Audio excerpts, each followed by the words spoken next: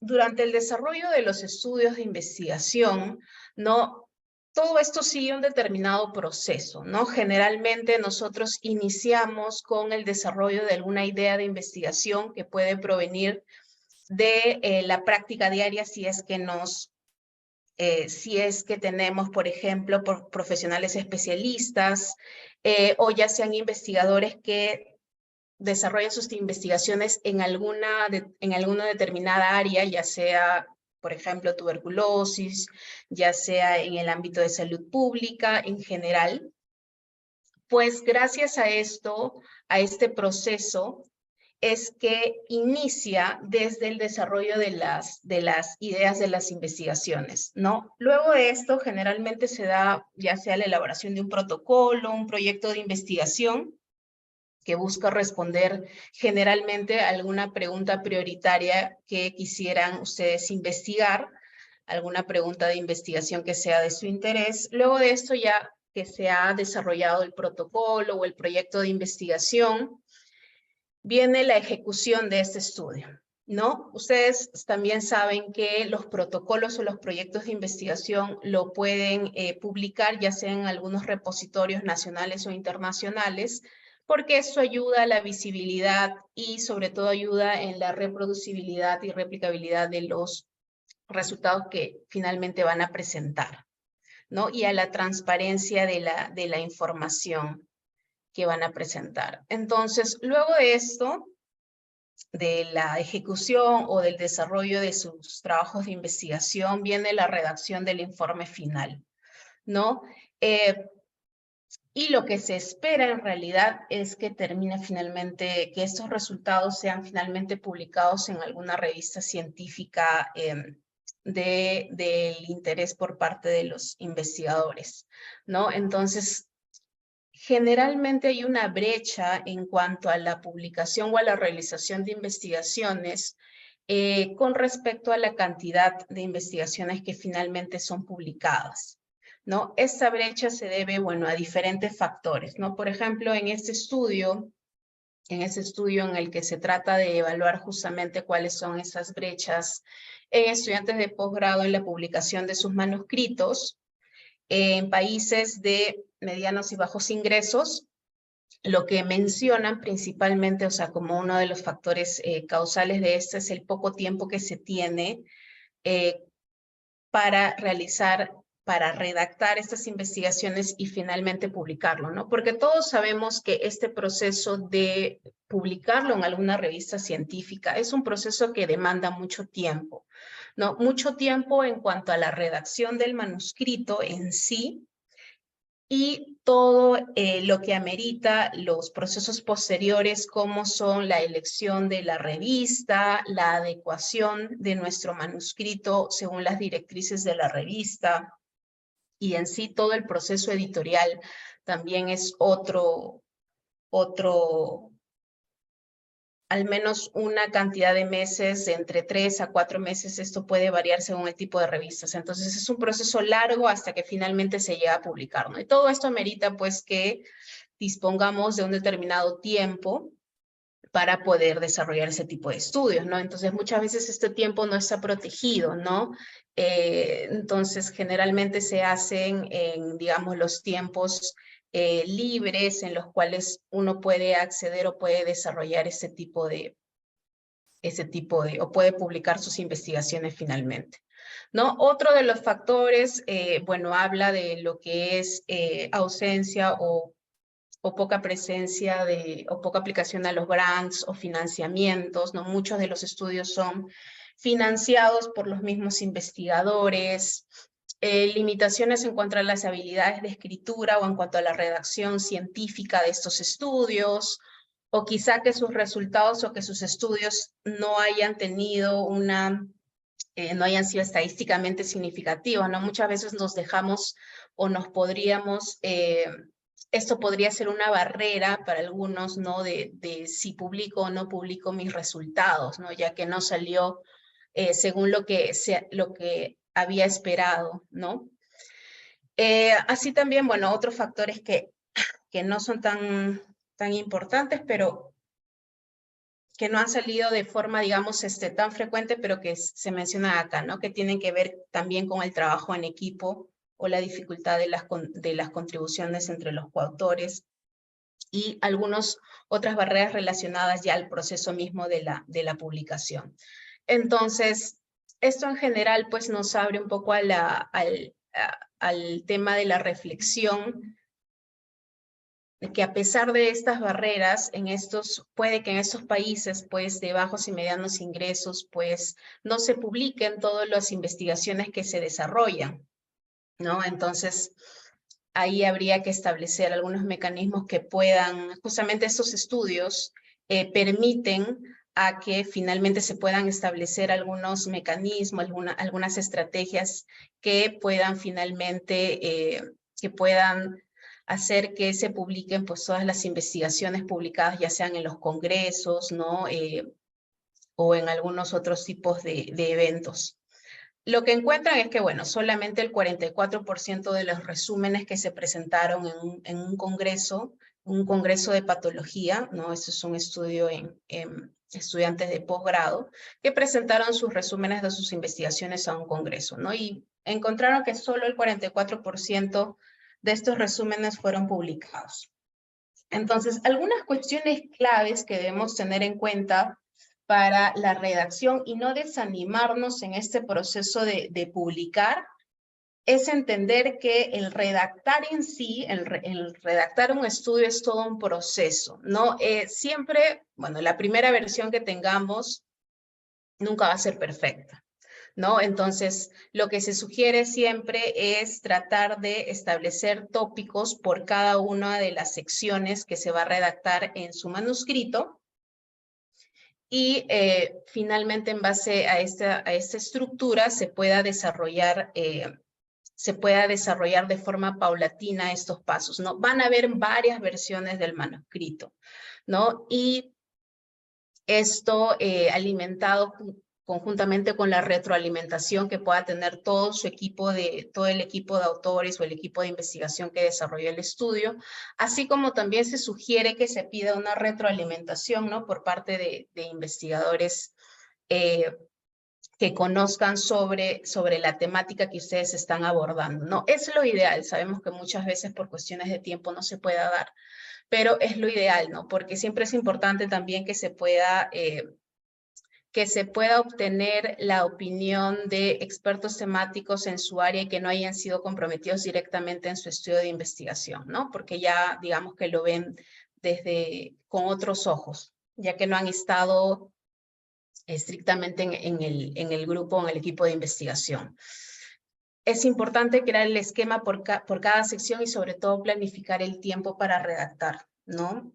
Ya sea de a pocos, pero hay que siempre procurar publicar todos los estudios de investigación que ustedes hayan realizado, ¿no? Porque es la única manera de poder visibilizar, digamos, el trabajo tan arduo que desarrollan.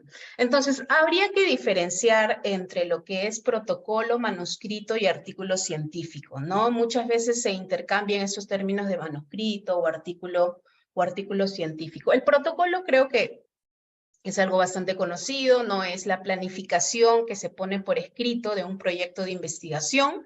Como les digo, los protocolos principalmente, por ejemplo, ¿no? En el caso de ensayos clínicos aleatorizados o incluso para estudios, para algunos estudios de investigación, hay ciertos repositorios donde podríamos publicar esos proyectos de investigación, ¿no? Incluso para las revisiones sistemáticas. Para los ensayos clínicos, el más común que ustedes pueden ver es Clinical Trials, que es un repositorio internacional donde diversos investigadores que realizan ese tipo de estudios, ¿no? Los ensayos clínicos publican sus protocolos, ¿no? Entonces, es ahí donde uno puede observar en qué estado está el trabajo de investigación, si es que están en proceso de reclutamiento, si es que ya están en proceso de análisis de información.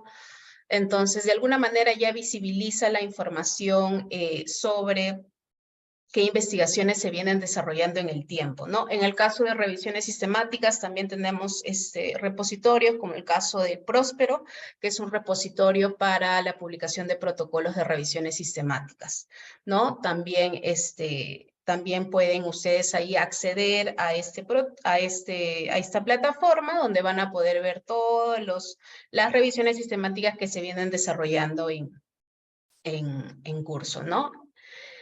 En los estudios observacionales también hay algunos repositorios, no son tan comunes, eso sí, si ustedes han leído o quizá han desarrollado algún estudio observacional, no es muy frecuente que les mencionen, ¿no? El protocolo ha sido publicado en el repositorio tal, pero eso no significa que hagamos el esfuerzo de tratar de publicar esos protocolos de investigación, ¿no? Entonces, incluso en los estudios observacionales, como vamos a ver cuestiones muy generales sobre ese tipo de estudios, habría que tratar de publicarlos en algún repositorio, ¿no? En el caso de, bueno, el manuscrito es en sí el documento que se redacta, que redactan los autores del estudio, y que se adecúa según las directrices de alguna revista, bueno, a las cuales ustedes consideren que podrían enviar su manuscrito.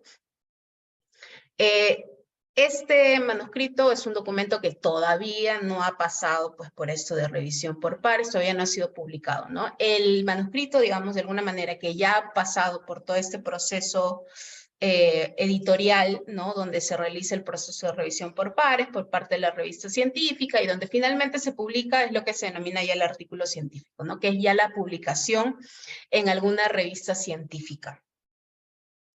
Entonces, el proceso generalmente es, bueno, la redacción del manuscrito en sí, que es el borrador final de la investigación que ustedes han desarrollado.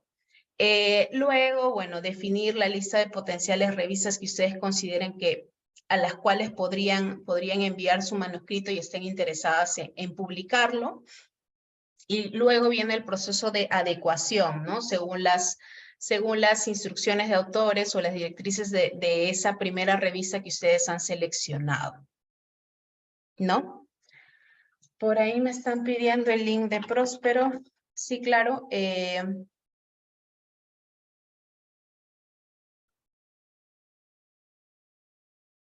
A ver, ahí lo estoy compartiendo. A ver, permítanme un momento.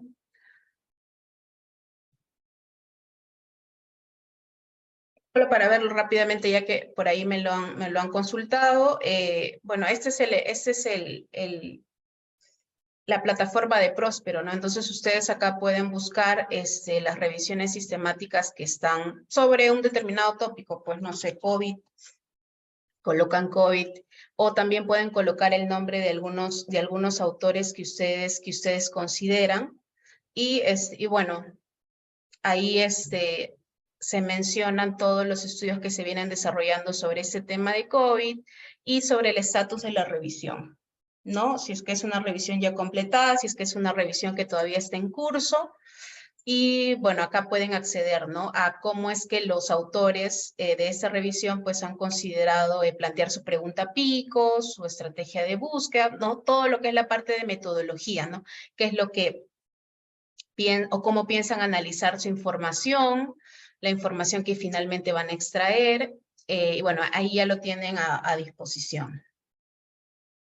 Así como también, si revisan el Clinical Trials, también van a encontrar, pero el Clinical Trials es un repositorio para ensayos clínicos netamente.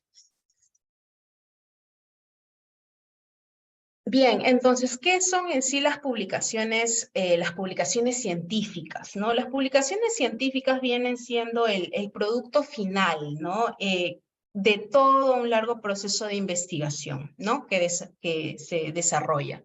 ¿Cuál es el objetivo? Pues el de comunicar los resultados. Comunicamos los resultados de las investigaciones, ideas, debates, y esta información debe ser comunicada de una forma clara, concisa y fidedigna. Debe estar cercana a la realidad, ¿no? Ahora, ¿qué tipos de publicaciones se tienen? Existen en realidad, van a ver en la literatura que hay diferentes tipos de clasificaciones, porque Y ahora les voy a explicar un poquito. Pero, digamos, de manera general se clasifican de esta manera, ¿no? Nosotros tenemos artículos de investigación originales, donde tenemos principalmente, pues, a los ensayos clínicos, ya sean aleatorizados o los no aleatorizados, los estudios pre-post, los estudios observacionales, como el de cohorte, caso control, estudios transversales, estudios evaluación diagnóstica, reportes de casos, notas técnicas. Entonces, principalmente son estudios que presentan los resultados que se van a publicar pues por primera vez, ¿no? Y que han sido desarrollados dentro de un proceso de investigación, ¿no? Entonces, los más comunes, digamos, el tipo de estudio más común de los estudios de investigación originales son los ensayos clínicos, ¿no? Son los estudios experimentales más comunes, ¿ya? De los estudios observacionales, pues ahí tenemos una gran gama también de tipos de estudio. Los vamos a ir viendo uno por uno y viendo las características, digamos, principales de este tipo de estudios. Por otro lado, también tenemos los artículos de revisión que nos van a brindar una síntesis de estas investigaciones primarias, ¿no? Como vienen siendo las revisiones sistemáticas o las revisiones narrativas, ¿no? Los metaanálisis en algunos casos son considerados como artículos de investigación original, en algunos casos. Sí, en otros los van a encontrar dentro de la sección de artículos de revisión, ¿no? Porque generalmente un metaanálisis, pero el metaanálisis es un proceso cuantitativo que generalmente proviene de una revisión sistemática, ¿no? De una revisión pues estructurada que se da o que se ha desarrollado en respuesta a una pregunta de investigación formulada, ¿no? Entonces, en algunos casos son consideradas como investigaciones originales, ya que tiene una metodología y desarrolla un proceso cuantitativo de la información recolectada, ¿no? Y finalmente nos dan algunas estimaciones que van a responder a la pregunta de investigación. Igualmente lo vamos a ver.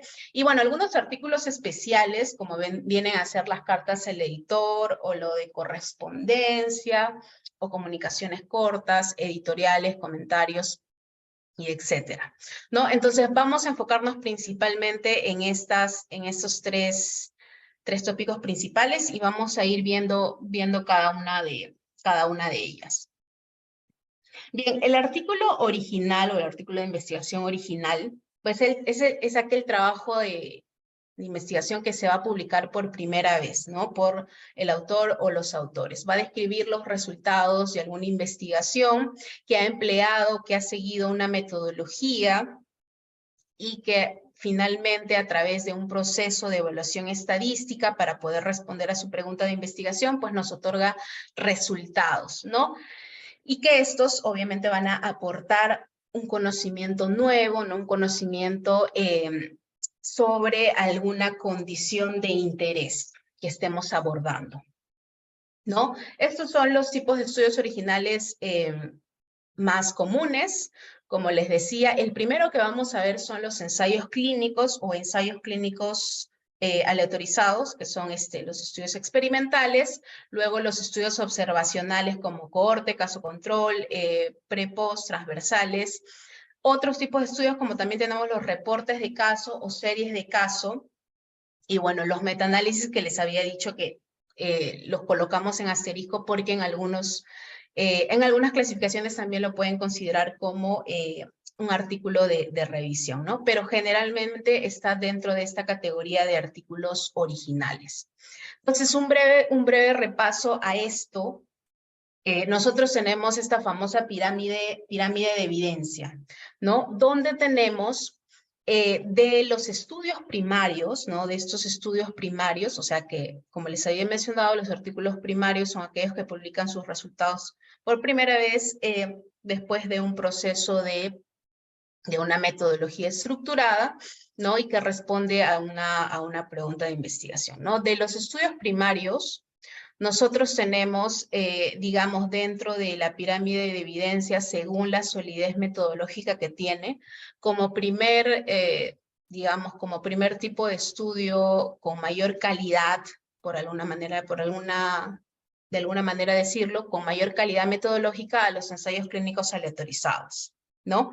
Luego de esto, digamos, en un escalón más abajo, tenemos a los ensayos clínicos controlados, pero que no han desarrollado un proceso de aleatorización, ¿no? Luego tenemos, bueno, los estudios observacionales, que vamos a ver, los estudios de cohorte, estudios caso-control, estudios transversales.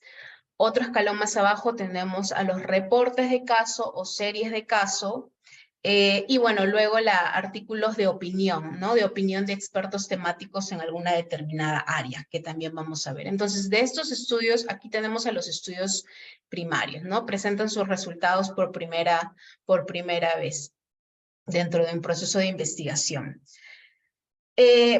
Y de los estudios de alguna manera secundarios tenemos a las revisiones sistemáticas, ¿no? Que emplean justamente a estos estudios primarios para poder, o que sintetizan la información de estos estudios primarios, ¿no? Nosotros podemos tener revisiones sistemáticas de ensayos clínicos aleatorizados, podemos tener revisiones sistemáticas de estudios observacionales, incluso revisiones sistemáticas por ahí de series de caso. Entonces, van a sintetizar esa información de los estudios primarios, ¿no? Una revisión sistemática puede terminar solamente en una síntesis cualitativa de la información, o sea, terminar solamente como una revisión sistemática, o puede, dependiendo algunas características en especial, o pueden finalmente terminar en una síntesis cuantitativa de la información por medio de estimadores, y este proceso se da a través del metaanálisis, ¿no? Que es el análisis ya estadístico de esos datos y que finalmente me van a brindar una estimación numérica, ¿no? Para responder a la pregunta de investigación. Y bueno, por ahí más arriba tenemos ya otros documentos como son las guías de práctica clínica o evaluación de tecnología sanitaria. Por ahí vamos a ver que en el caso de las guías de práctica clínica son aquellos documentos que emiten un conjunto de recomendaciones sobre una determinada condición de interés y que también pueden ser publicadas en un formato de artículo científico, ¿no? Generalmente a eso se les denomina como, o están dentro de la sección de artículos especiales, ¿no? Ya lo vamos a ver más adelante. Entonces, esa pirámide nos ayuda más o menos para ver los tipos de estudio que nosotros tenemos, ¿no? Y la mayoría de estos estudios originales, ¿no? De estos estudios de investigación originales, sigue este famoso formato IMRIT, ¿no? Donde nosotros tenemos en un primer punto, dentro del cuerpo del artículo, a la introducción, ¿no? Luego tenemos a lo que son la metodología, ¿no? Los materiales y métodos, luego la presentación de los resultados y la discusión, ¿no? Es el famoso formato IMRIT muy característico de los artículos de investigación originales, ¿no? Como les había dicho, sigue pues el producto de del desarrollo o dar respuesta a alguna pregunta de investigación a través de una metodología estructurada, ¿no? Y de nuestras investigaciones. Generalmente por ahí las conclusiones en algunos casos pueden estar dentro de las discusiones. Esto la verdad es que puede variar mucho, y por eso es muy importante que ustedes ya cuando tengan un manuscrito ya redactado, pues vean las instrucciones de autores de la revista a la cual pretenden enviar, ¿no? Pero generalmente tienen este formato, ¿no? Hasta la discusión, ¿no? En algunos casos puede añadir otra sección que es de conclusiones. Entonces, en ese famoso formato IMRIT, nosotros tenemos a la introducción donde se establece de alguna manera el contexto de la condición que estamos abordando, algunas características por ahí epidemiológicas, carga de morbimortalidad de la condición de interés, la justificación de por qué se está desarrollando esa pregunta de investigación y finalmente el objetivo del estudio, ¿no? En la introducción, digamos que tiene estas tres partes. En la parte de metodología, generalmente respondemos a la pregunta de qué es lo que hemos hecho, ¿no?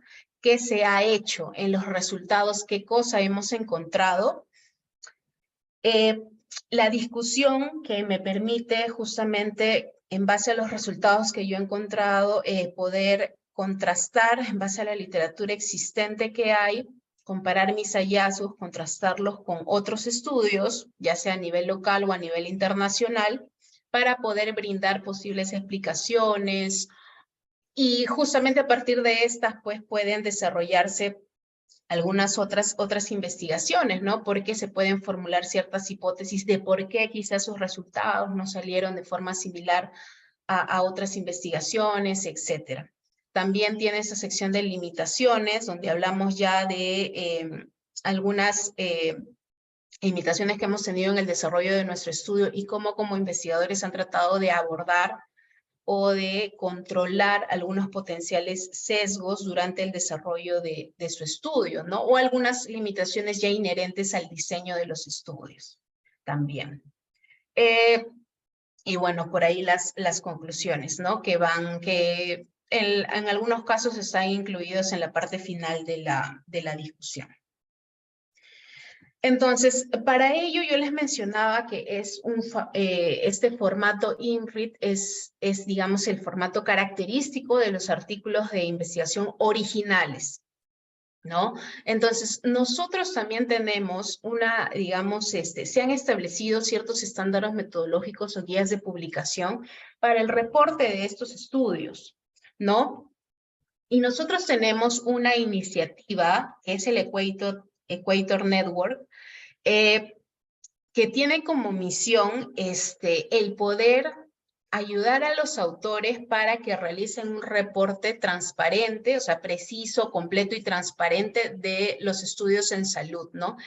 Que esto apoya la reproducibilidad, ¿no? A la reproducibilidad y utilidad de las investigaciones, ¿no? Entonces, el trabajo es aumentar justamente este gran problema que se tiene actualmente en las investigaciones, que es este tema de reproducibilidad. Discúlpeme, ¿pueden disculpar un minutito? Discúlpeme, por favor, un minuto nada más.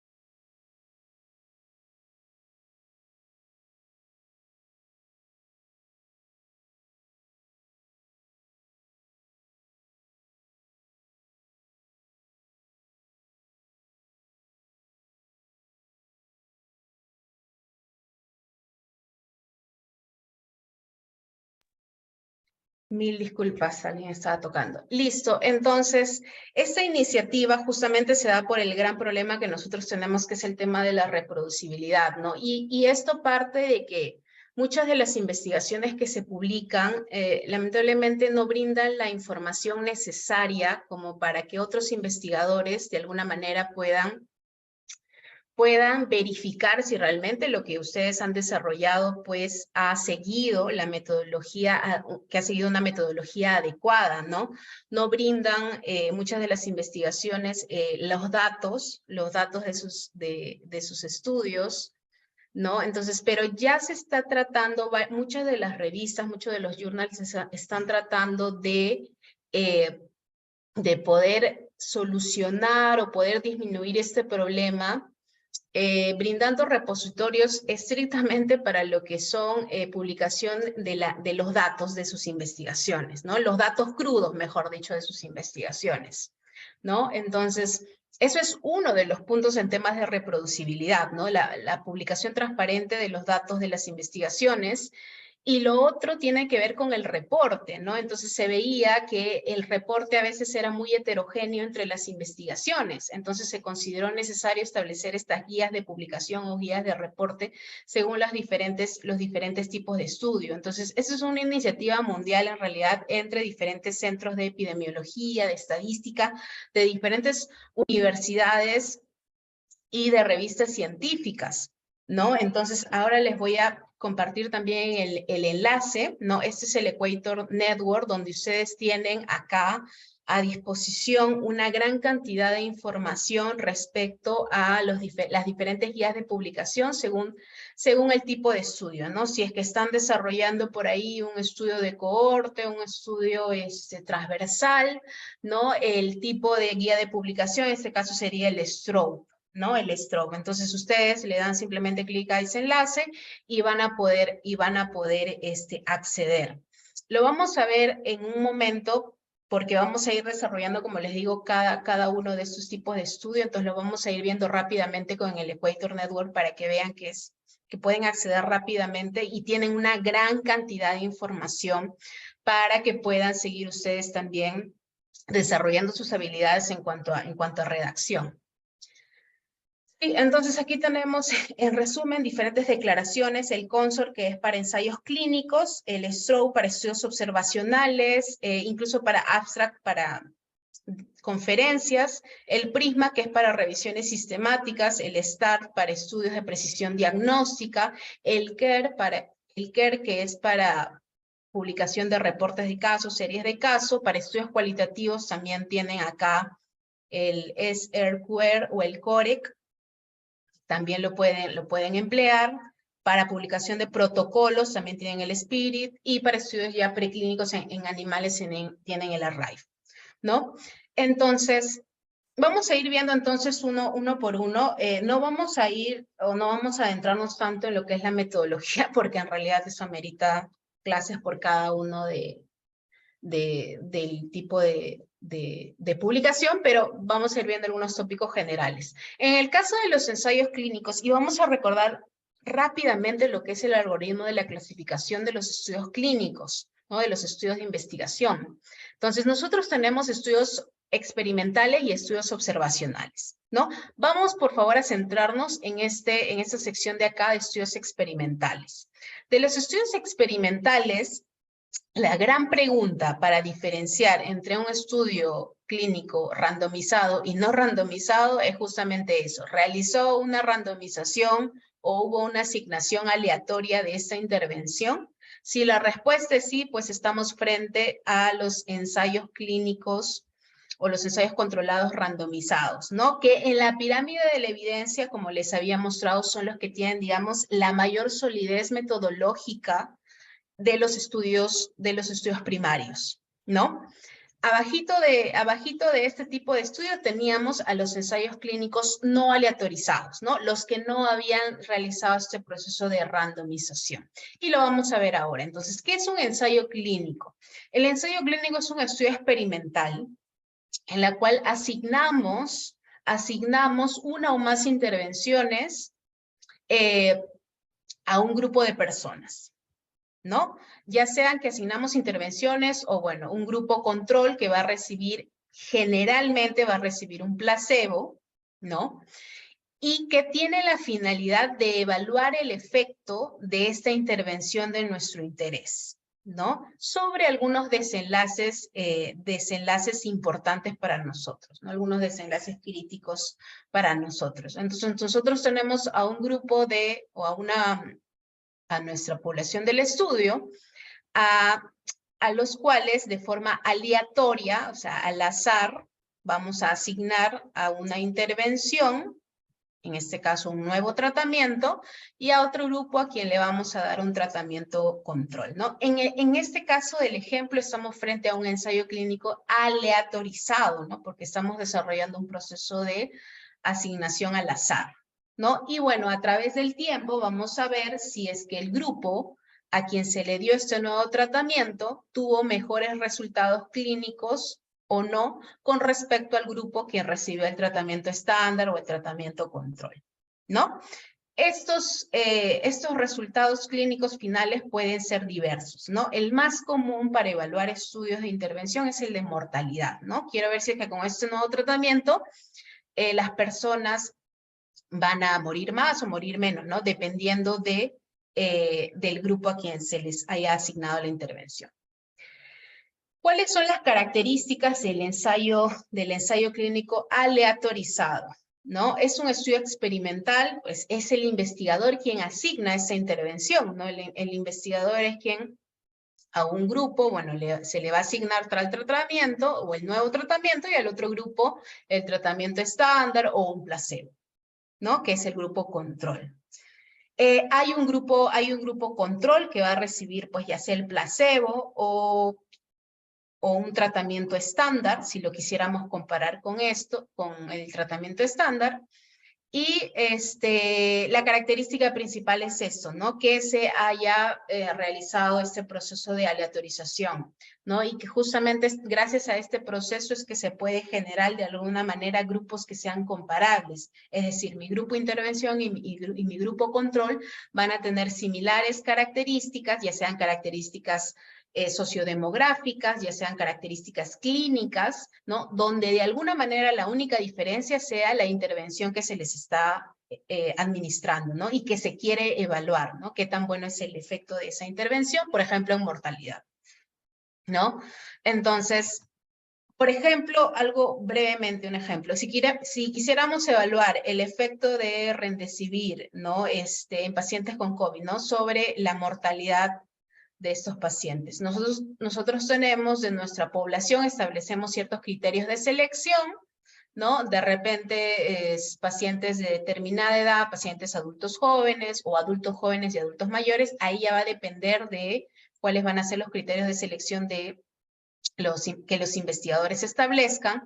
En base a ello, se hace un pequeño screening, ¿no? Considerando estos criterios de selección, y de estos potencialmente, o de los participantes potencialmente elegibles, se realiza este proceso, pues, de aleatorización, ¿no? Este proceso de aleatorización, a los cuales a un grupo se les va a asignar la intervención y al otro grupo el tratamiento estándar.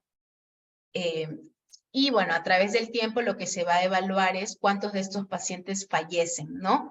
Para evaluar si es que ese Remdesivir pues tiene algún efecto positivo sobre la mortalidad en pacientes con COVID, ¿no? Entonces, la diferencia en este caso de estudios, en el caso de ensayos clínicos aleatorizados, es justamente este proceso de aleatorización. Ahora, ¿cuál es la guía de publicación que tenemos para este tipo de estudios? Pues tenemos a la declaración de Consor, o a esta guía de publicación de Consor, que su última actualización fue en el 2010. Entonces, voy rápidamente al Equator Network para que lo puedan o podamos explorarlo. Permítanme.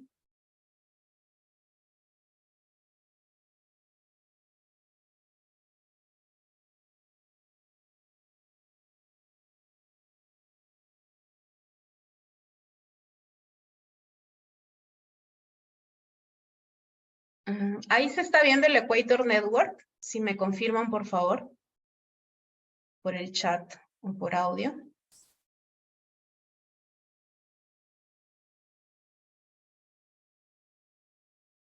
¿Se logra ver la página del Equator Network o todavía estoy en el...? Ya, genial, gracias. Entonces, aquí tenemos el Equator Network, ¿no? Les paso el enlace por chat también para que lo tengan y lo exploren. Bueno, aquí tenemos las diferentes guías de publicación. Ahorita lo que vamos a ver es la del Consor, ¿no? Entonces, si ustedes quieren o han desarrollado un ensayo clínico o han sido parte de un ensayo clínico y ahora van a redactar a este ensayo clínico, pues lo van a hacer guiándose de esta declaración de Consor, ¿no? Como ustedes pueden ver, tiene diferentes variantes. La declaración de Consor original está principalmente diseñada para ensayos clínicos de diseño paralelo. O sea, los ensayos clínicos también tienen diferentes variaciones, ¿no? Tenemos ensayos clínicos de diseño paralelo, de diseño cruzado, por conglomerados, etc. Pero el principal, o el que está, digamos, el mayormente difundido es para ensayos clínicos de diseño paralelo. Si es que ustedes tuvieran algún otro estudio, por ejemplo, por conglomerado o alguna variación, ahí también tienen otros Consor que están diseñados específicamente para ese tipo de diseño, ¿no? Se le llama Consor Cluster. Entonces, ustedes pueden acceder ahí y ya van a poder acceder a qué es lo que les están sugiriendo que deben redactar por cada una de las secciones de su ensayo clínico, ¿no? Tenemos Consort para daños, para ensayos clínicos de no inferioridad, y ahí tienen para que exploren diferentes tipos de variaciones del Consort, ¿no? Pero el principal, digamos, es el Consort para, el más comúnmente también realizado, es el Consort para ensayos clínicos de diseño paralelo, ¿no? Esta declaración de Consort ha sido publicada, como ustedes pueden ver acá en la bibliografía que les están presentando, en diferentes journals. Como les había mencionado, el Equator Network es una iniciativa global de diferentes revistas también, y donde de alguna manera para que se diversifique y se haga de conocimiento general a todos los que estén interesados en publicar ese tipo de estudios, pues publican, o estas revistas han publicado esta declaración de Consort, ¿no? Entonces, bueno, el idioma sí está en inglés. Ahí ya lo tendrían que revisar. Como les mencionaba, la última actualización es la del 2010. Muy posiblemente ya de acá algunos años ya se actualice esta declaración de Consort, porque va surgiendo igualmente nuevo conocimiento en el campo de lo que es la metodología, o en la metodología de este tipo de estudios, y donde se podría contribuir, así como se hizo con el PRISMA, ¿no? Que tuvo su actualización en el 2020, que lo vamos a ver también muy brevemente. Entonces, acá nosotros tenemos la declaración de Consort, en este caso publicado por Análisis de Medicina Interna, que ha sido una de las revistas que lo ha publicado. Y bueno, vamos a ver rápidamente qué es lo que tienen.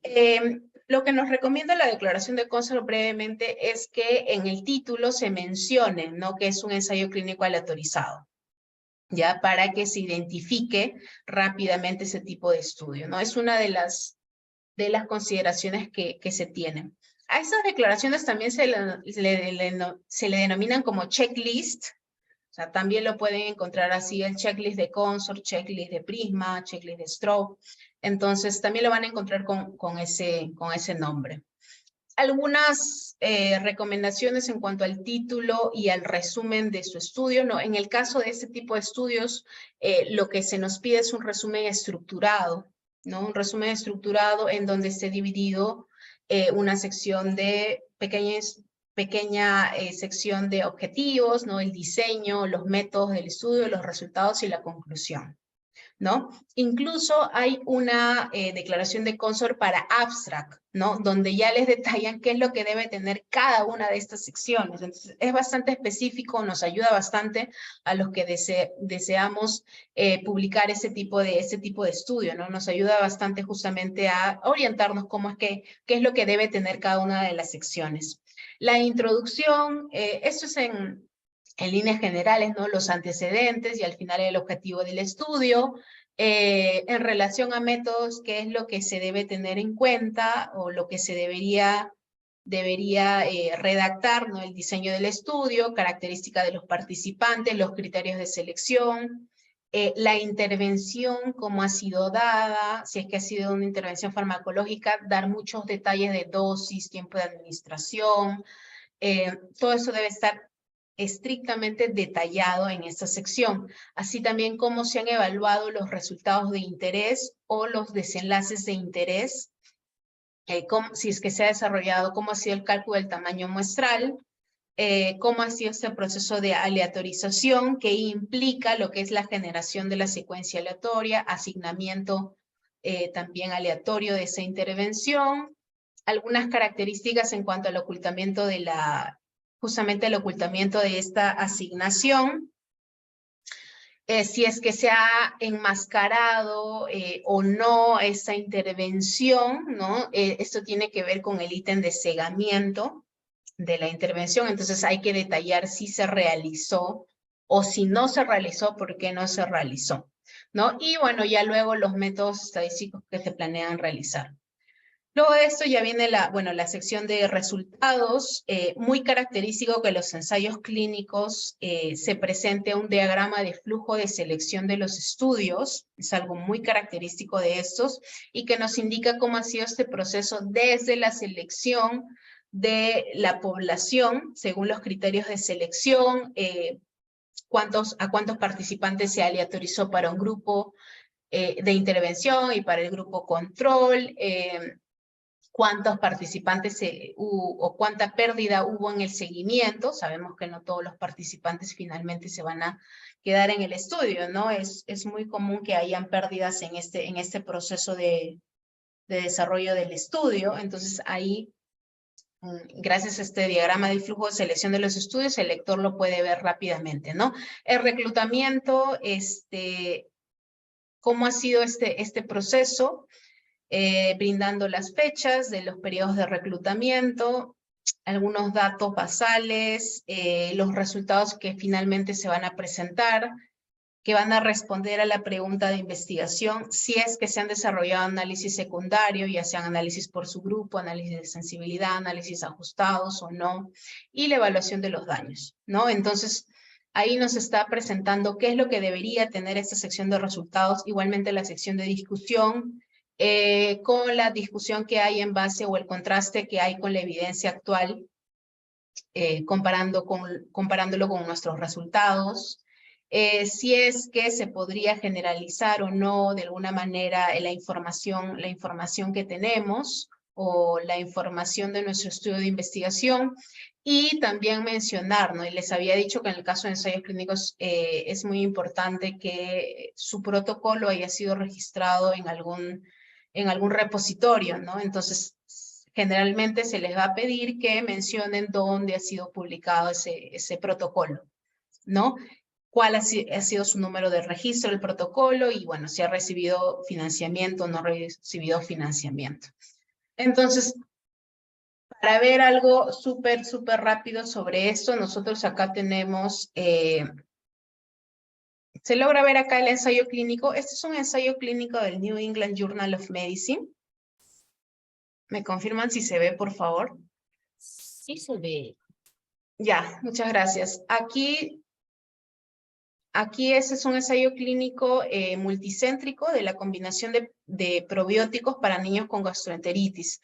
Entonces, como pueden ver la estructura, nosotros tenemos un resumen que es estructurado, ¿no? En algunos casos se les va a pedir que hagan una pequeña, digamos, introducción, pero algo súper corto sobre su estudio. Y luego mencionar, bueno, el objetivo de su estudio, ¿no? Luego una sección de métodos, los resultados y las conclusiones, ¿no? Entonces, a eso es a lo que se le denomina, pues, el resumen estructurado.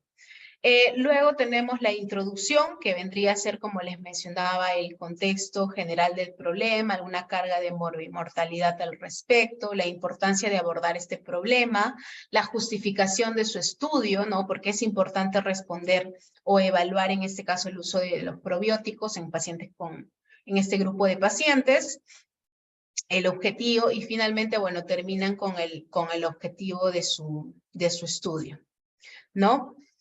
Incluso en algunos casos pueden colocar las hipótesis, ¿no? Las hipótesis de su estudio. No es estrictamente necesario, esto puede ser muy variable, ¿ya? Pero en algunos estudios lo van a poder encontrar. Bueno, luego tiene la sección de metodología, donde se detalla características relacionadas al diseño del estudio, como les había dicho.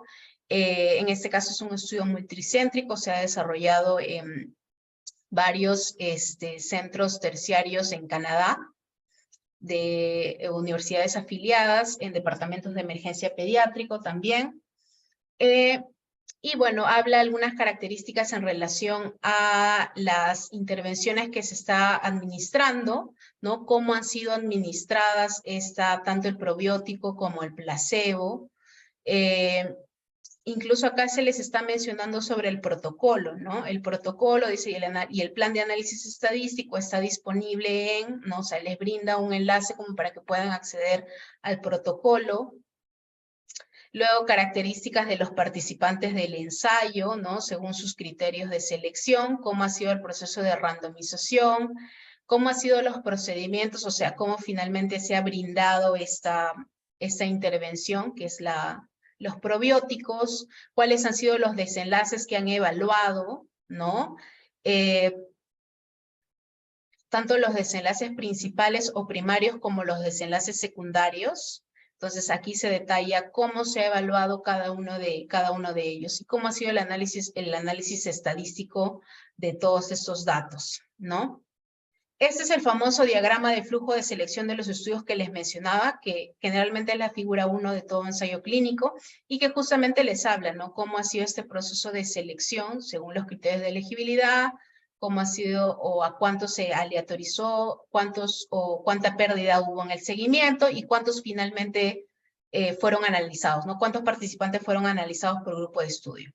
Luego tenemos la sección de los resultados, donde en este caso también lo han estructurado en base a las características generales de los participantes, ¿no? En la mayoría de ensayos clínicos, si no es en todos, tenemos como primera tabla, generalmente es la tabla de características de los participantes, ¿no? Como les había mencionado, la característica principal de la aleatorización es justamente se formen dos grupos que sean comparables, ¿no? Y esto se forma gracias a este proceso de aleatorización. Comparables en cuanto a diversas características, ¿no? Esa tabla nos está mencionando que en cuanto a la característica de edad, sexo, peso y otras características más, de alguna manera ambos grupos son comparables, tanto el grupo probiótico como el de placebo. Entonces, nosotros como lectores debemos analizar y ver cada una de estas variables si lo que nos indicaría que de alguna manera este proceso de aleatorización funcionó, ¿no? Porque tenemos dos grupos comparables. Y bueno, ya luego nos está presentando los resultados según cada uno de los desenlaces, ¿no? Si realmente hubo o no hubo algún potencial beneficio de la administración de estos probióticos, ¿no? Luego, también nos presenta en este caso algunas figuras sobre los eventos adversos por cada uno de los grupos, que también es muy frecuente evaluarlo en los ensayos clínicos aleatorizados. Nos presentan resultados en cuanto a los desenlaces secundarios que consideraron, por ejemplo, días de hospitalización, si hubo o no hubo alguna diferencia en cuanto a eventos adversos también, y un análisis exploratorio que hicieron, ¿no? Que son análisis adicionales, ¿no? Como esos análisis de subgrupo. En este caso evaluaron alguna potencial interacción en algunas variables de interés. Entonces, digamos que son análisis adicionales y que idealmente, ojo, se espera que esto se esperaría que esté dentro del protocolo, ¿no? Dentro del protocolo de este ensayo clínico que se ha realizado. Y bueno, ya luego viene la sección de discusión y bueno, finalmente la conclusión. En este caso, la conclusión está dentro de la discusión.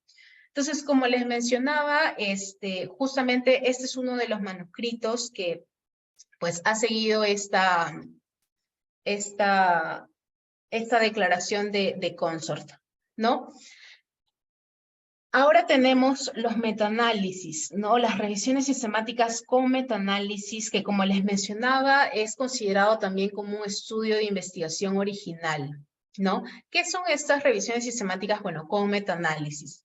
Son aquellas investigaciones en las cuales tenemos como unidad de análisis a los estudios primarios, ¿no? Como les había mencionado, nosotros realizamos una síntesis de estos estudios primarios para responder a la pregunta, a esa pregunta que nos hemos formulado, ¿no? Y todo está bajo una metodología rigurosa, ¿no? Una metodología que sigue un proceso pues sistemático y explícito para la búsqueda de la información y la selección finalmente de los estudios que se van a incluir. Y el metaanálisis pues es este análisis estadístico que se da de la información, ¿no? Como les había mencionado, no todas las revisiones sistemáticas terminan finalmente con metaanálisis, ¿no? Esto va a ir variando, pero en este caso estamos considerando que son revisiones sistemáticas pues que han finalizado en un análisis cuantitativo de la información disponible, ¿no? Bueno, esto ya lo habíamos visto referente a ese tipo de diseño.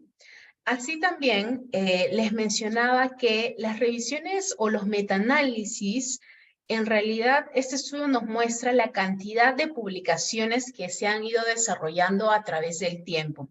Y si vemos este punto de quiebre acá, pues donde se dispara realmente la publicación de ese tipo de estudio, de los metaanálisis, es gracias justamente a estas guías de publicación, ¿no? La primera guía de publicación que se realiza para estas revisiones o para estos metaanálisis es el del quórum, ¿no? Que se publica en 1999. A partir de esta, como podemos ver, ha habido un incremento por ahí, ¿no? Paulatino sobre estas publicaciones.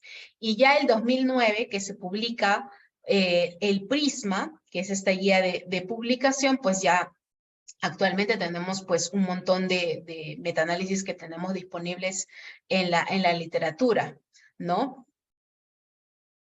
Ojo que esto también va de la mano con el desarrollo de ciertos métodos estadísticos que han sido empleados para mejorar algunos análisis y responder de mejor manera también las preguntas de investigación formuladas por los investigadores, ¿no? Como podemos ver en ese estudio que es de Nature y que se los voy a dejar también para que lo puedan revisar. Para este tipo de estudios tenemos la declaración de Prisma, que lo vamos a ver rápidamente igualmente. En la declaración de Prisma, nosotros tenemos también directrices claras, tanto para la formulación del título. El resumen acá también es un resumen de tipo estructurado, ¿no? Nos permite o nos menciona que debe ser estructurado justamente detallando cómo ha sido todo este proceso, ¿no? Y los resultados que finalmente nos están presentando. Incluso el Prisma, el del 2020, que es la última actualización, es esa de acá, y nos brinda detalles de qué es lo que debe tener este resumen estructurado en cuanto a cada una de las secciones, ¿no? Esto es lo que idealmente debería tener. En cuanto a la introducción, igualmente, que es algo similar también a lo que les mencionaba, ¿no? Un contexto general del problema, una justificación de la pregunta que se está abordando, ¿no? Y luego los objetivos. También en la parte de métodos se debe detallar pues esto de los criterios de elegibilidad, las fuentes de información, cómo ha sido la estrategia de búsqueda.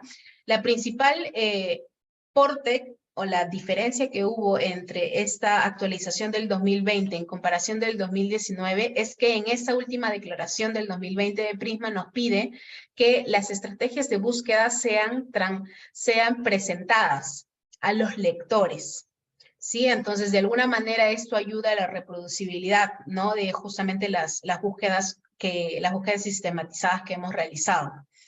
Luego, bueno, detalles sobre cómo vamos a realizar el proceso de selección de los estudios, el proceso de extracción de los datos, cómo vamos a evaluar el riesgo de sesgo, qué medidas de efecto vamos a utilizar para la evaluación cuantitativa de la información, si vamos a presentarlo con razones de riesgos, odds ratio, diferencias de medias, etcétera. Esto debe estar detallado, ¿no? Y obviamente, como les mencionaba, eso ya debería estar bastante detallado en su protocolo, ¿no? El protocolo de su revisión sistemática. ¿Cuál ha sido o qué métodos de síntesis ustedes van a emplear? También lo deben detallar de forma muy precisa, ¿no? Cómo van a realizar esta síntesis, ya sea cualitativa o cuantitativa de la información. Evaluación de sesgo de publicación, de potencial sesgo de publicación, también mencionar cómo lo van a abordar. Y esto es otro también de los puntos que se está instaurando en esta actualización del Prisma, que es la declaración, la evaluación de la certeza de la evidencia, ¿no? Entonces aquí tener claro que hay una gran diferencia entre lo que es evaluación de certeza de la evidencia y de evaluación de calidad de los estudios.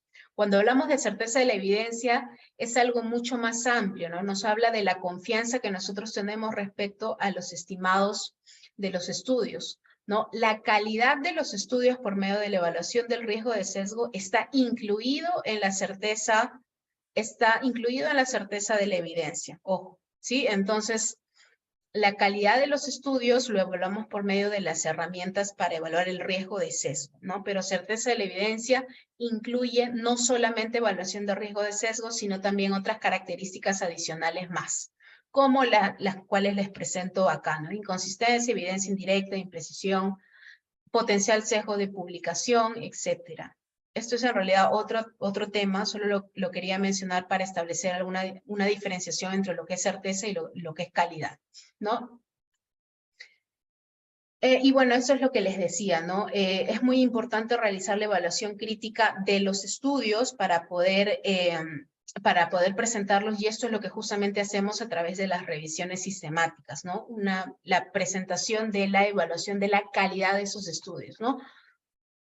Y bueno, en la sección de resultados también tenemos algunas directrices claras de qué es lo que deben tener estos resultados en relación a la selección de los estudios, características de los estudios, cuál ha sido el riesgo de los estudios que nosotros hemos evaluado, la síntesis de nuestros resultados, ¿no? Considerando la pregunta de investigación que nos hemos formulado. Igualmente los resultados en relación al sesgo de publicación, si es que lo hemos realizado, si es que no lo hemos realizado. Si es que lo hemos realizado, obviamente presentarlo acá, ¿no? No en todos los casos se puede realizar esta evaluación. Y en relación a la certeza de la evidencia, ¿no? Ahora es algo muy común que nos pidan las famosas tablas de resúmenes de evidencia o tablas SOP en las revisiones sistemáticas, ¿no? Porque nos ayuda a brindar nuestra información de forma mucho más resumida según cada uno de los desenlaces de interés. Bueno, en relación a la discusión, igualmente, interpretación de nuestros resultados y contraste con la literatura, igualmente presentar las limitaciones que hemos tenido en cuanto a la evidencia que se ha incluido en la revisión y limitaciones en el proceso de revisión, ¿no? Igualmente debemos presentar el registro y el protocolo del estudio, si es que ha sido financiado o no, conflictos de interés y idealmente si es que podemos presentar o podemos poner a disposición los datos, excelente, ¿no? Este es el diagrama de flujo de selección de los estudios. Así como les había mostrado, diagrama de flujo de selección de participantes en los ensayos clínicos aleatorizados, en las revisiones sistemáticas, nosotros debemos realizar este diagrama de flujo de selección de los estudios, ¿no? Recuerden que acá nuestra unidad de análisis son los estudios primarios, ¿no? Que pueden ser ensayos clínicos aleatorizados, que pueden ser estudios observacionales, etc. Entonces, lo que nos pide el Prisma es esto, ¿no? Presentar este diagrama de flujo, porque de alguna manera también nos va a presentar cómo ha sido este proceso de identificación de los estudios en las diferentes bases de datos, registros, algunas otras organizaciones, páginas web, etcétera, y cuántos finalmente hemos incluido en nuestra revisión, y si es que se ha realizado un análisis cuantitativo o no. ¿Sí? Entonces, hasta ahí tenemos lo que son los metaanálisis. Ahora vamos a ver los estudios observacionales, que también es otro tipo de estudio original. Les había mencionado, les había mostrado este esquema donde nosotros tenemos a lo siguiente. Si es que el investigador no asigna esta exposición, pues ahí nos encontraríamos dentro de los estudios observacionales, ¿no? La siguiente pregunta es, ¿hay grupo de comparación o no hay grupo de comparación? Si es que hay grupo de comparación, tenemos a los estudios analíticos, y si es que no, pues tenemos a los estudios descriptivos, ¿no? Los estudios analíticos giran en torno al planteamiento de una hipótesis, ¿no? Que busca establecer la relación de efecto o relación causal entre dos variables, ¿no? Entonces, ahí tenemos, según la dirección entre la exposición y el desenlace, tenemos estudios de cohorte, estudios caso control, estudios transversales, ¿no? Dependiendo en qué momento inicia la investigación, ¿no? Si es que inicia desde la exposición y a partir de la exposición voy a evaluar los desenlaces, estamos frente a un estudio de cohorte prospectivo, ¿no? Los estudios caso control, nosotros inicialmente partimos del desenlace, ¿no? Los pacientes ya tienen el desenlace de interés y voy a buscar si es que han estado expuestos o no a ese factor que yo quiero evaluar, ¿no? Por ejemplo, no sé, consumo de tabaco con cáncer de pulmón, por darles un ejemplo súper sencillo, ¿no? Y estudios transversales que se caracterizan porque en un mismo punto en el tiempo evaluamos exposición y desenlace, ¿no? Entonces, de esos estudios observacionales, nosotros tenemos la declaración de Stroh, que también lo pueden encontrar en el Equator Network, que es una guía de publicación estrictamente para los estudios observacionales en epidemiología. Entonces, ahí les presento cómo es la declaración de Stroop, o sea, cómo se estructura en líneas generales, ya lo van a poder ver, o quizá ya lo han visto, ¿no? En cuanto a características del título y resumen, cómo es que se debe presentar este resumen. Igualmente, al ser un estudio de tipo original, recuerden que se estructura, como hemos podido ver, en el formato IMRAT, ¿no? Y generalmente, pues, en este caso, el resumen va a ser estructurado también, ¿sí? Se va a dividir en una introducción, métodos, resultados y conclusiones, ¿no? Y luego ya el cuerpo del manuscrito se va a dividir en la introducción, algunas consideraciones en relación a esto. En cuanto a la metodología, al ser ya estudios observacionales, nos enfrentamos ya a otros, digamos, algunas limitaciones inherentes al diseño de estos estudios, ya que al no realizarse un proceso de aleatorización, muy posiblemente los grupos que estemos evaluando, pues, no sean de alguna manera comparables, ¿no? Entonces, ahí ya tenemos algunos sesgos, ¿no? Propios de este tipo de diseño.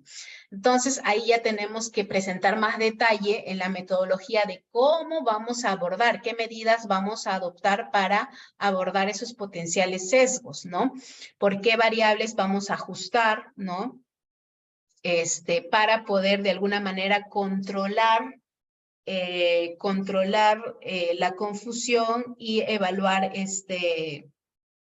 esta intervención o este factor de exposición que queremos evaluar en nuestro estudio, ¿no? Igualmente, en relación al tamaño de muestra, cómo ha sido ese tamaño de muestra, brindar datos sobre cómo van a realizar la medición de sus variables y cuáles son los métodos estadísticos que ustedes van a desarrollar. En relación a los resultados, igualmente características de los participantes, datos descriptivos, datos de la variable de resultados y los resultados de interés. Si es que han desarrollado algunos análisis adicionales, también mencionarlo. En la discusión, bueno, se estructura casi, como les había mencionado en el ensayo clínico también, primero presentar los resultados claves de su estudio, luego ya la discusión en relación a las limitaciones de su estudio, ¿no? A los potenciales sesgos a los cuales se han enfrentado, ¿no? Y cómo lo han enfrentado. Interpretación de sus resultados y ya contrastándolo con con otros estudios. Evaluar qué tan generalizables son sus resultados y, bueno, establecer fuente de financiamiento, ¿no? Aquí el Stroop está diseñado para principalmente estos tres tipos de diseño: cohorte, caso control, transversal, ¿no? Entonces ahí ya lo tienen. Luego tenemos otro tipo de publicación ya, que son los reportes de caso o también series de caso, ¿no? Que vienen siendo informes, ya sea de un caso o de varios casos, que son inusuales o que de alguna manera consideran que van a aportar a la literatura científica sobre la atención y manejo de alguna condición, ¿no? Entonces, esto de alguna manera va a permitir entender presentaciones, ya sea en cuanto a las características clínicas de alguna condición o algunos beneficios de utilizar medidas que no sean convencionales en el tratamiento de esa enfermedad, ¿no? Que estén abordando. En algunos casos, las revistas les piden añadir, aparte de la presentación de su caso, una pequeña revisión de la literatura sobre el caso que están presentando, ¿no? La condición que están presentando, la enfermedad que están presentando. Esto es algo opcional. Idealmente esto se ve según las directrices de la revista, pero en varias de ellas les piden añadir una pequeña revisión de la enfermedad o de la condición. La estructura principalmente se estructura de esta manera. Estas estructuras son un tanto generales ya, porque pueden variar según el tipo de revista a las cuales ustedes desean enviar su reporte o serie de caso, pero generalmente tiene, bueno, un título, un resumen no estructurado, generalmente. pero en algunos casos les pueden pedir, sí, algo más estructurado, ¿no? Luego tienen el cuerpo del manuscrito, la introducción, bueno, el reporte del caso, que es describir en sí el caso, cómo ha sido evaluado, cuál ha sido el manejo que se le ha dado, el posoperatorio, si es que se le ha realizado alguna intervención quirúrgica, todo eso debe ser detallado en este reporte del caso. La parte de discusión es donde viene este tema de un tanto de la revisión de la literatura, o sea, qué tanto los resultados de este caso que están presentando se asemejan a lo referido por la literatura o no. Las conclusiones, ¿no? Y bueno, ya luego las referencias bibliográficas, ¿no? Generalmente se estructura de esta manera. Ahora, es cierto que no todas las revistas científicas también publican reportes de caso, entonces por eso es muy importante que luego que hayan terminado de redactar su manuscrito y estén por elegir las potenciales revistas, tengan que ver cuáles de ellas sí aceptan reportes de caso o series de caso, ¿no? Porque no todas lo hacen.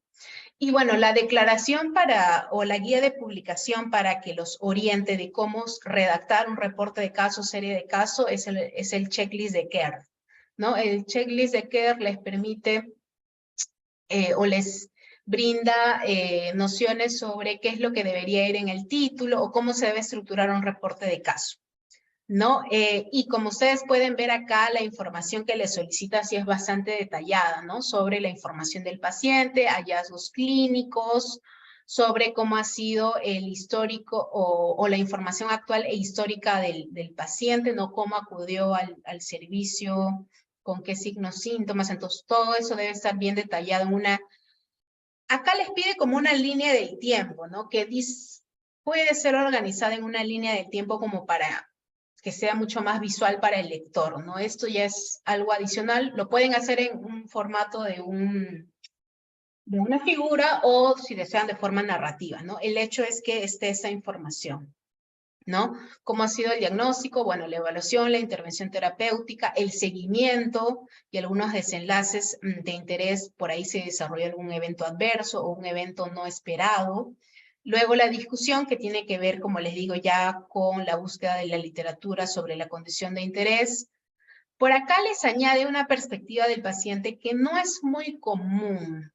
Diría que no podría dar una cifra de cuántos son los reportes de caso que incluyen perspectiva del paciente, pero hasta ahorita no me he topado con alguno de ellos.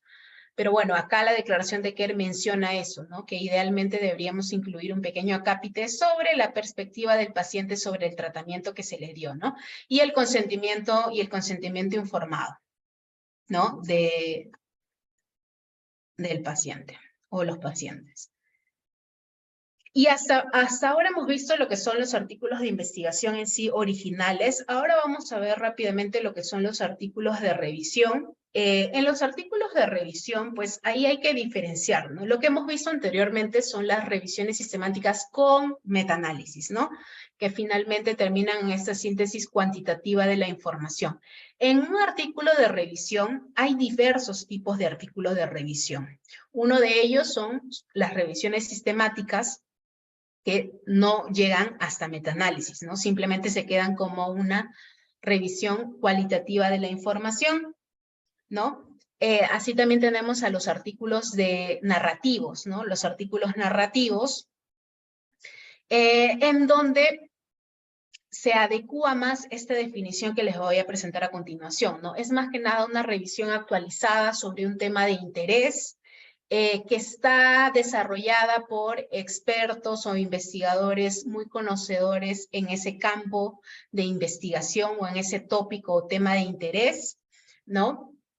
Estos artículos narrativos, ¿no? Nos brindan una actualización ya sea en el diagnóstico, en la comprensión de la enfermedad desde un punto de vista fisiopatológico o en el diagnóstico, en el tratamiento, ¿no? Estas revisiones pues abordan un problema específico, ¿no? Que es muy relevante para la práctica clínica. No todas las revistas aceptan también artículos narrativos, ¿no? Muchas de ellas son, muchas de las revistas admiten este tipo de artículos de revisión narrativo, pero por invitación. O sea, es el comité editorial quien asigna a investigadores muy conocedores sobre determinado tema para que desarrolle algún artículo de narrativo, algún artículo de revisión narrativa, ¿no? Sin embargo, hay otras revistas que sí admiten artículos de revisión narrativa. Por eso es muy importante que vean las directrices de autores. Este esquema es básicamente para mencionarle todas las revisiones que tenemos. Ojo, las revisiones sistemáticas con metaanálisis, como pueden ver en este círculo en amarillo, solo son unas cuantas en comparación de todas las revisiones sistemáticas que se desarrollan, porque como les había dicho, no todas las revisiones sistemáticas llegan a realizar un metaanálisis, ¿sí? Así como también no todas las revisiones son revisiones sistemáticas, sino también ahí tenemos a las revisiones narrativas, que son un mayor conjunto de estudios en relación de alguna manera a las revisiones sistemáticas que vendrían a ser el círculo verde. ¿Y cuáles los diferencian? ¿Cuáles son las características que los diferencian? Principalmente que en una revisión narrativa no va a haber una pregunta estructurada, ¿no? Como en una revisión sistemática, donde sí tenemos una pregunta muy estructurada, donde se define a la población, a la intervención o exposición que se esté evaluando, el comparador y qué desenlaces voy a evaluar, ¿no? Eso sí es algo muy que se tiene que detallar de forma muy precisa en una revisión sistemática. En cambio, en una revisión narrativa no es así, ¿no? En relación a la búsqueda de estudios, no se brinda una información detallada de cómo se ha realizado esa búsqueda de los estudios, ni tampoco de la selección de los estudios, ¿no? Por lo tanto, no es de alguna manera reproducible, como sí lo es en las revisiones sistemáticas, ¿no? Tienen una sección de metodología muy bien detallada donde se menciona, como les había dicho, según la declaración de Prisma, donde están cada uno de los tópicos que debería tenerse en cuenta para una revisión sistemática. En una revisión narrativa no tenemos eso, ¿no? Tampoco no hay una evaluación de la calidad de los estudios que incluye una revisión narrativa. En una revisión sistemática sí lo hay. Y para la síntesis es una síntesis cualitativa nada más, ¿no? En una revisión sistemática sí podemos llegar a una síntesis cuantitativa de la información, ¿no? En una revisión narrativa no. Y bueno, en cuanto a las inferencias, están a veces basadas en la evidencia, pero muchas veces también depende de la perspectiva de quien redacta este artículo de revisión narrativa, ¿no? Pero idealmente debería estar basado pues en la evidencia disponible que haya. Así como también tenemos otra sección de artículos especiales, ¿no? Que estoy muy segura que también lo han visto, como son las editoriales. En las editoriales bueno, por su mismo nombre, esta sección o este tipo de publicación generalmente se da por invitación, ¿no? Es el comité editor de la revista quien invita a personas muy conocedoras o expertas temáticas sobre alguna condición o enfermedad que se quiera abordar para que pueda desarrollar una editorial, ¿no? Las editoriales generalmente van al inicio, pues, de las publicaciones que se dan en las revistas científicas y, bueno, en sí constituyen una opinión sobre un tema específico, ¿no? Que es desarrollado por un experto en el área. Por ejemplo, en este caso del New England Journal of Medicine, tienen una sección también de editoriales donde invitan pues algunos investigadores temáticos, en este caso sobre la terapia en progreso continuo, sobre la hipertensión arterial pulmonar, ¿no? Es una condición de interés que de alguna manera en la cual los autores presentan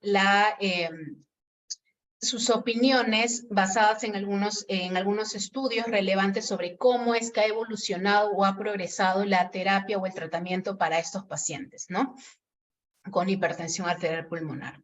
Entonces pueden acceder también ahí, generalmente tienen una extensión. Esto es algo muy general, va a depender de las directrices de la revista en sí, pero generalmente tiene una extensión muy corta, ¿no? Por ahí no excede las 2000 palabras.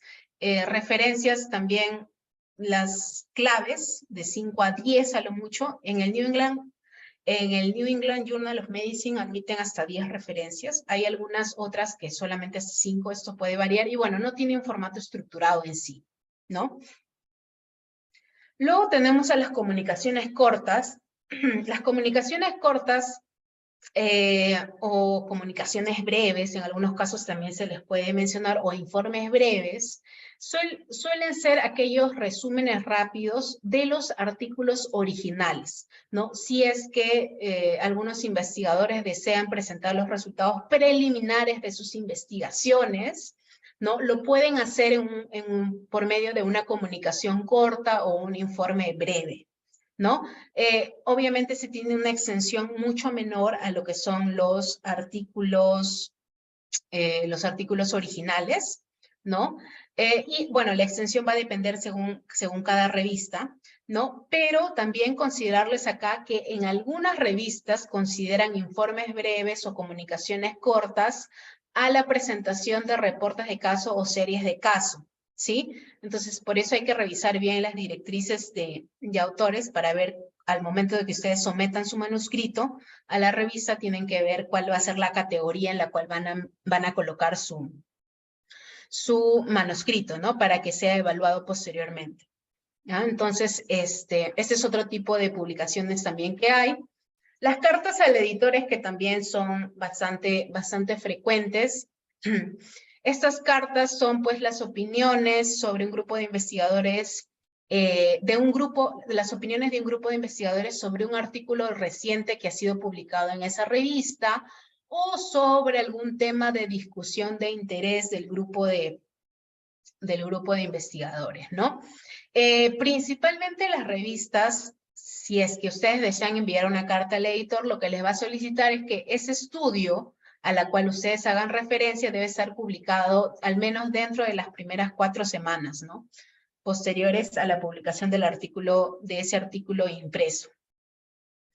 Esto puede variar también, va a depender de la revista. Generalmente, pues la sección es corta. No hay un resumen estructurado, referencias igualmente por ahí menos de 6, o incluso pueden ser un poco más. Esto es algo muy referencial en realidad.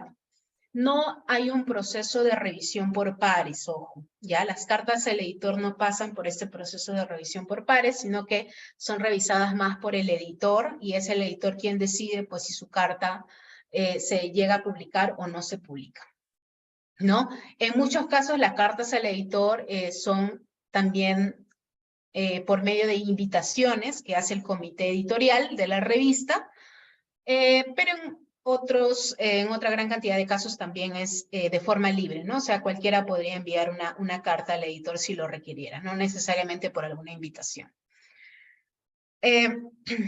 Y lo que hace también el comité editorial, ¿no? Es que esas cartas que finalmente se llegan a publicar, o las cartas aceptadas, los envían, ¿no? A los autores de ese artículo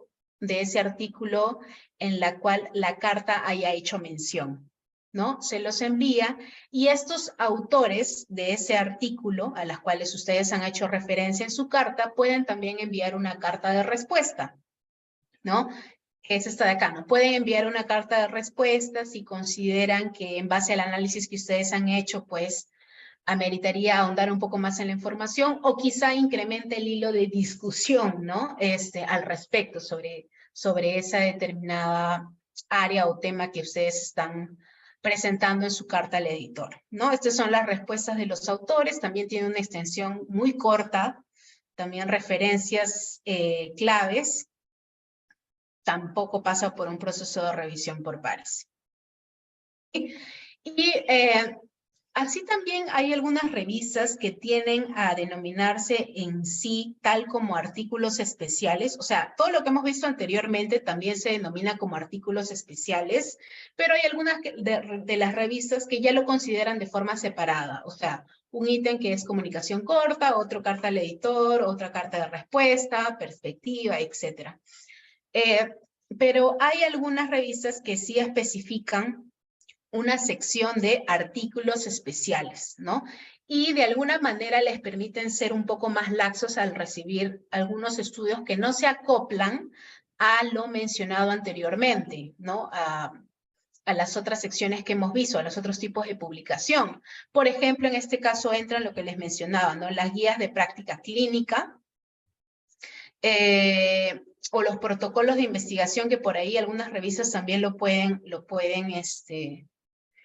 aceptar, ¿no? Entonces, esto va a depender mucho del tipo de revista que ustedes tengan. Entonces, generalmente, por ejemplo, las guías de práctica clínica que pueden desarrollar diversas instituciones. Por ejemplo, en el caso del JETSI, nosotros, luego de finalizar las guías de práctica clínica, pues realizamos dentro del proceso de difusión de estas recomendaciones a las cuales se llegó en esta guía, lo publicamos en formato de artículo, ¿no? Pero nosotros vemos bien qué revistas aceptan este formato, ¿no? Porque no todas las revistas lo aceptan. Entonces, habría que revisar bien eso, ¿no? Las revistas que lo aceptan normalmente lo aceptan en este acápite de artículo especial, ¿no? Artículo especial. Y bueno, eso es lo que les quería compartir. Espero que les haya sido de bastante utilidad lo que les he mencionado. No sé si hubiera alguna alguna pregunta sobre la ponencia del día de hoy. Estaría muy gustoso en responder. Gracias.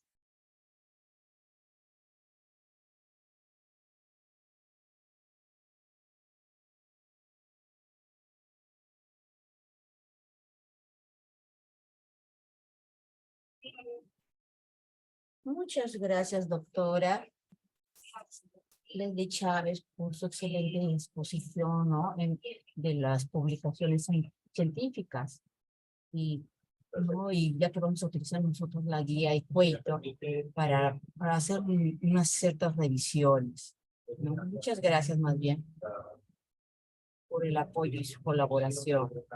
Por favor, a ver si pueden hacer algunas preguntas. No, gracias. Igualmente gustosa de poder participar y poder compartir el conocimiento que he podido adquirir, ¿no? En el desarrollo de algunas investigaciones que también he desarrollado. Sé que la mayoría son del ámbito médico, así que por eso es que yo soy odontóloga, pero también desarrollo algunas investigaciones en mi área y también en el ámbito de medicina. Pero sí, quería compartirles ese tema que es bastante importante. Sé que es la última clase, así que espero haber de alguna manera también complementado todo lo que ustedes han visto en el curso.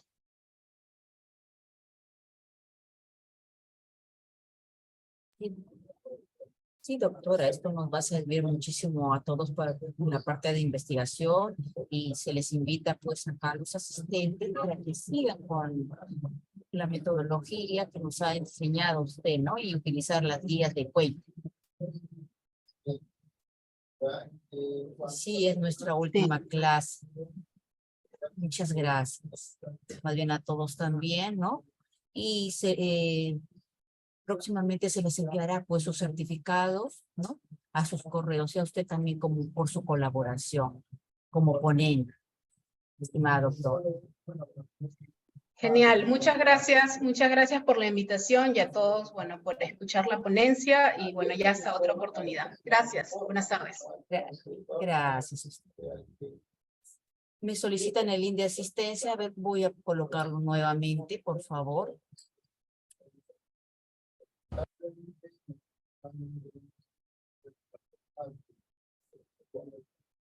Muy bien, ahí lo tienen, por favor. Sí. Muy bien, los esperamos entonces próximamente. Se les enviará sus correos también cuando es la próxima capacitación. Y como les decía, pues los certificados se les enviará a sus correos. Muchas gracias a todos. Así finalizamos, ¿no? Nuestro curso. Los esperamos próximamente.